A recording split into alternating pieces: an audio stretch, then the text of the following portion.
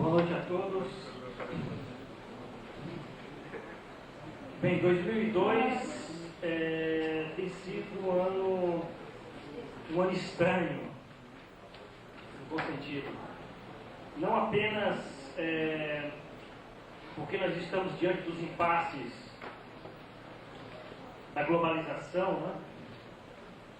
Com a derrocada irremediável do neoliberalismo na Argentina, com os impasses da burguesia em indicar um sucessor para o governo Fernando Henrique Cardoso, com as contradições exacerbadas em vários países capitalistas da América Latina, na Venezuela, na Colômbia, no Equador, no Chile, com a disseminação da paranoia do Império Americano diante das contradições internas do sistema mundial do capital, que colocam elementos novos numa conjuntura que há cerca de 10 anos, se nós estivéssemos aqui, nós estaríamos ainda estupefatos.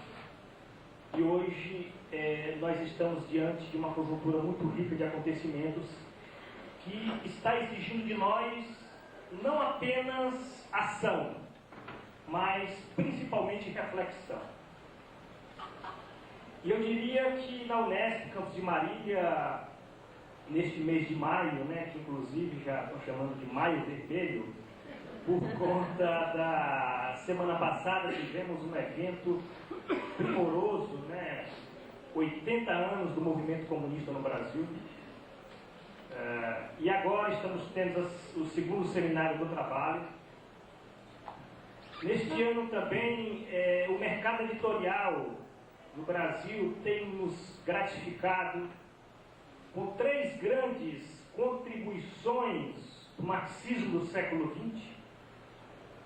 Primeiro, a tradução, a publicação do livro interessantíssimo de Roman Rosdolsky, Gênese e Estrutura, né, do Capital, de Marx, né?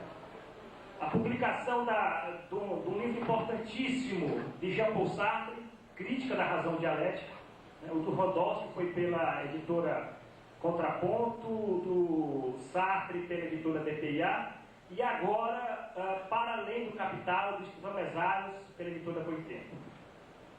Somando todas as páginas desse livro, deve dar mais de 2.000 páginas de desafio para todos vocês, para todos nós, procurarmos estudar e estudar para enfrentarmos uma conjuntura que é muito interessante, eu diria que é muito interessante, é muito desafiadora para o pensamento. Eu preparei alguns apontamentos sobre o tema estranhamento, fetichismo e capital.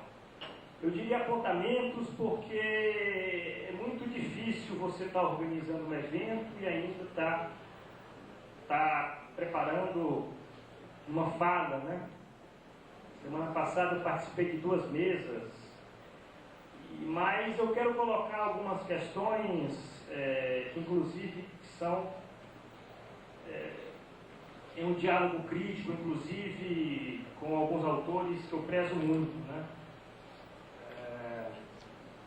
O Mesaros, o Lukács. E eu, de um certo modo, eu peço até desculpas, porque eu vou colocar de uma forma bastante pontual. Eu vou, inclusive, tentar utilizar algumas passagens da ideologia alemã, do Capital, dos Grundrisse, para tentar fazer esse diálogo crítico com esses autores, Lukács, Mesaros, mas sempre uma perspectiva de tentar nos dar uma resposta a esses desafios postos pela crise estrutural do capital que se aprofunda. Né? Pelo que eu estou vendo, e aí o Jesus ele já iniciou esse processo de uma análise mais arguta de categorias, né? Ele já começou diferenciando de uma forma bastante interessante alienação de estranhamento, né? E eu diria que tem outras diferenciações analíticas que nós temos que nos deter, estranhamento e fetichismo, capital e capitalismo. São distinções importantíssimas para que nós possamos calibrar a nossa análise para este desafio posto pela crise estrutural do capital. É um desafio, inclusive, no pensamento. No pensamento. Eu diria que a nossa atividade é reflexiva, é crítico-reflexiva. E nós temos que ter esse domínio dessas distinções. Né? E nos últimos anos eu venho me detendo a ferir essas distinções, estranhamento e fetichismo. Né? Pelo que eu entendi, eu acredito que a fala do Jesus veio reforçar o meu entendimento, o estranhamento, e isso também está na ontologia do ser social do Lukács. Jorge Lukács dedica um capítulo dessa obra inacabada ao estranhamento. Né? O estranhamento, ele diz respeito a um período histórico bastante amplo, certo? A um período histórico bastante amplo. O estranhamento, ele poderia ser identificado com aquilo que o Marx, na ideologia alemã, ele vai, o Marx vai falar em alienação, entre aspas, né? É uma alienação que se desenvolve a partir da divisão do trabalho. A divisão do trabalho no sentido da divisão entre o trabalho material e o trabalho espiritual. A partir do surgimento da divisão do trabalho, enquanto divisão do trabalho espiritual e trabalho material, é que se desenvolve um complexo de objetivações estranhadas.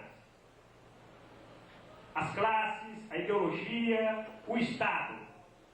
Nós até poderíamos dizer, e eu sou um leitor bastante agudo da ideologia alemã, eu li esse livro inúmeras vezes, nem conto, porque cada leitura que eu faço, e eu lendo Mesários eu senti muita familiaridade, porque eu penso que o conceito de capital do Mesários, ele está vinculado a essa apreensão crítica que Marx faz, o surgimento da alienação, que na ideologia alemã ele diz entre aspas, a partir do desenvolvimento da divisão do trabalho. Agora, a divisão do trabalho entendida como divisão do trabalho intelectual e trabalho espiritual.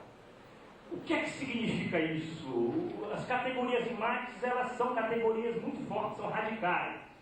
Não é aquilo que parece no primeiro momento, né?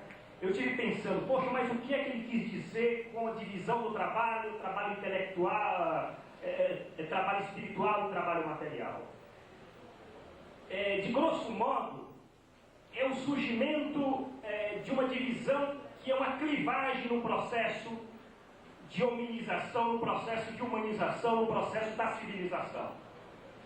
Entre os que mandam e os que obedecem, os que têm e os que não têm, divisão do trabalho e propriedade privada, é um marco no desenvolvimento civilizatório.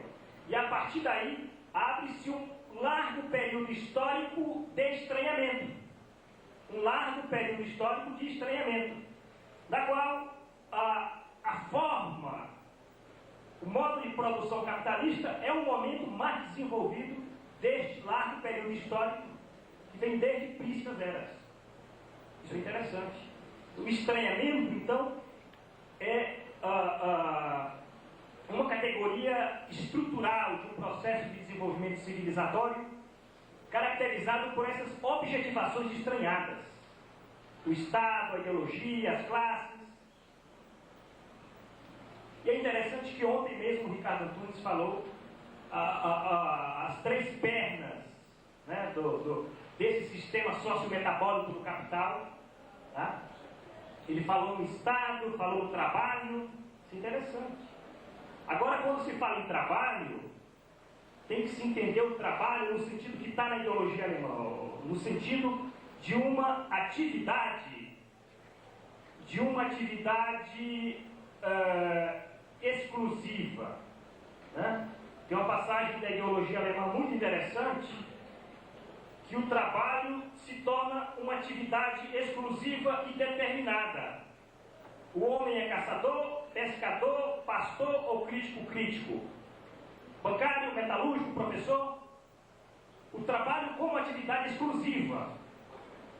O trabalho como atividade exclusiva, ele é intrínseco a esse sistema sociometabólico do capital. Inclusive, ele vai identificar uma sociedade comunista como aquela em que esse trabalho como atividade exclusiva vai desaparecer. Tem uma passagem até curiosa. O que é o comunismo para o Marx na ideologia alemã? É a sociedade em que vai dar possibilidades múltiplas para o indivíduo, para uma individualidade em si, para ser desenvolvida. A possibilidade de hoje fazer tal coisa, amanhã outra, caçar pela manhã, pescar à tarde, criar animais ao anoitecer. Eu diria que é um indivíduo, homens e mulheres, livres do trabalho, enquanto atividade exclusiva e determinada pela estrutura de classe. Então nós verificamos que é um processo estrutural da civilização, e não apenas desta forma, deste modo de produção capitalista. É por isso que quando o Mesaros fala para além do capital, ele está falando algo radical. Não é meramente para além do capitalismo. Para além do capitalismo é muito pouco. E ele até chega a ser tão radical que diz: para além do capitalismo, sem pensar para além do capital, neste atual momento histórico, não dá mais.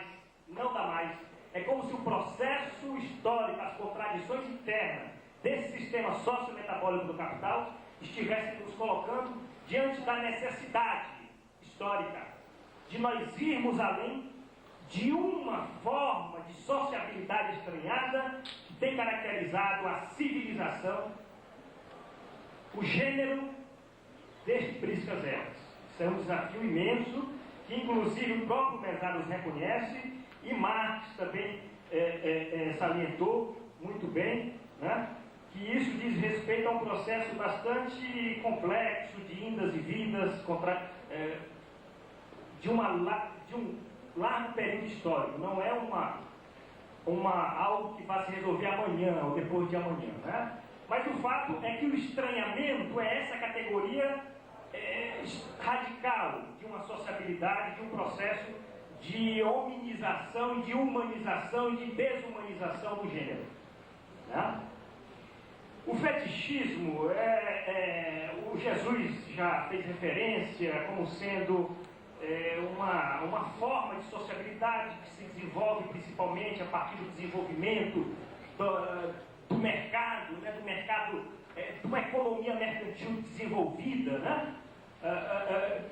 É algo intrínseco ao modo de produção capitalista na sua forma mais desenvolvida.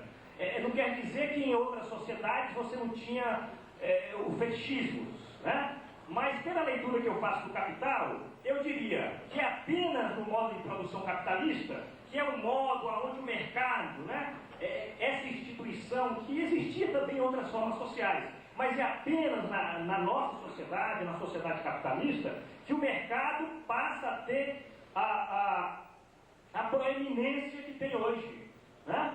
Então, o fetichismo é uma forma de sociabilidade, e não apenas de sociabilidade, mas é uma forma de pensamento, de consciência, que tende a apreender a relação social como uma relação coisal.